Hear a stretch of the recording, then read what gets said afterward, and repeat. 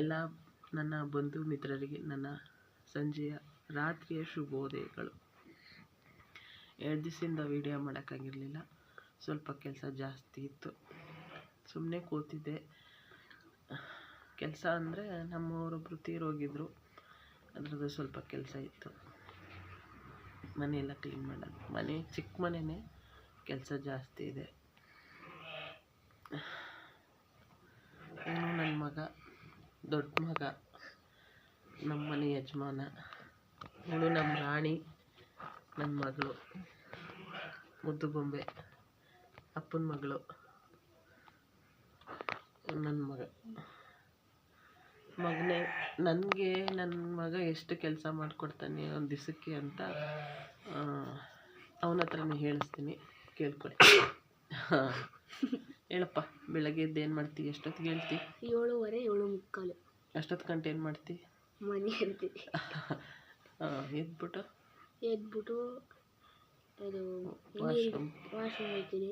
Washroom ಹೋಗ್ಬಿಟ್ಟು ನೀರು pipe ಹಾಕ್ಬಿಟ್ಟು ಮನೆಗೆಲ್ಲ ನೀರಿಗೆ ಇಡ್ತೀನಿ, ಡ್ರಮ್ಗೆ ಇಳಿದ್ಬಿಟ್ಟು ಬಾತ್ರೂಮಿಗೆ ನೀರು ತುಂಬಿಸ್ಬಿಟ್ಟು ಮಗ ತೊಳ್ಕೊಂಡು ಬಟ್ಟೆ ಇಕ್ಕೊಂಡು, ಆಮೇಲೆ ಅಮ್ಮ ತಿಂಡಿ ಮಾಡ್ಕೊಡ್ತದೆ. ತಿಂಡಿ ಮಾಡಿಬಿಟ್ಟು ನನ್ನ ತಂಗಿಗೂ ಶೂ ಹಾಕಟ್ಟು, ನಾನು ಶೂ ಹಾಕೊಂಡು ಸ್ಕೂಲ್ಗೆ ಹೋಗ್ತೀವಿ. ಸ್ಕೂಲಿಂದ ಬಂದ್ಬಿಟ್ಟು ಇವಳಿಗೆ ಊಟ ಇಕ್ಕೊಡ್ತೀನಿ. ಸ್ಕೂಲಿಂದ ಬಂದ್ಬಿಟ್ಟು ಕೈಕಾಲು ಮುಖ ತೊಳ್ಕೊಂಡು. ಸಾರಿ ಫ್ರೆಂಡ್ಸ್, ಅವನಿಗೆ ಹೇಳಕ್ಕೆ ಬರ್ತಾಯಿಲ್ಲ. ಅವನು ಯಾವಾಗಲೂ ವೀಡಿಯೋದಲ್ಲಿ ಮಾತಾಡಿ ಅಥವಾ 4 ಜನದ ಎದುರು ಮಾತಾಡಿ ಅಭ್ಯಾಸ ಇಲ್ಲ. ಅವನು ಬೆಳಗ್ಗೆ ಒಂದು ದೊಡ್ಡ ಕೆಲಸನೇ ಮಾಡಿಬಿಟ್ಟು ಹೋಗ್ತಾನೆ. ಏನೇನಪ್ಪ ಅಂದರೆ, ನೀರೆಲ್ಲ ಹಿಡಿತಾನೆ, ತಂಗಿ ಶೂವು, ತಂಗಿಗೆ ವಾಟ್ರ್ ಬಾಟ್ಲು, ಬಿಸಿನೀರು ವಾಟ್ರ್ ಬಾಟ್ಲು, ತಣ್ಣೀರು ಕುಡಿಯಲ್ಲ, ಬಿಸಿನೀರು ತಾನೇ ಕಾಯಿಸಿ ಇಬ್ಬರು ವಾಟ್ರ್ ಬಾಟ್ಲಿಗೂ ಹಾಕ್ಕೊಂಡು ಯೂನಿಫಾರ್ಮ್ ಎಲ್ಲ ಚೇಂಜ್ ಮಾಡಿಸ್ಕೊಂಡು, ಅವಳ ಯೂನಿಫಾರ್ಮ್ ಎಲ್ಲ ಹಾಕ್ಕೊಂಡು, ಅವಳಿಗೆ ಹೇರ್ ಬ್ಯಾಂಡ್ ಆಗಿರ್ಬೋದು ಮತ್ತು ಇದು ಏನದು ಜಡೆ ಎಣಿಯೋಕ್ಕೆ ಎಲ್ಲನೂ ಕೋಮೆಲ್ಲ ಎತ್ತಿಟ್ಟು ನಾನು ಕರಿತಾನೆ. ಆಮೇಲೆ ಇಬ್ರಿಗೂ ತಿಂಡಿ ಕೊಟ್ಟ ಮೇಲೆ ಶೂ ಎಲ್ಲ ಹಾಕಿಸ್ಕೊಂಡು ಇಬ್ಬರು ಶೂ ಅವರೇ ಹಾಕ್ತಾನೆ.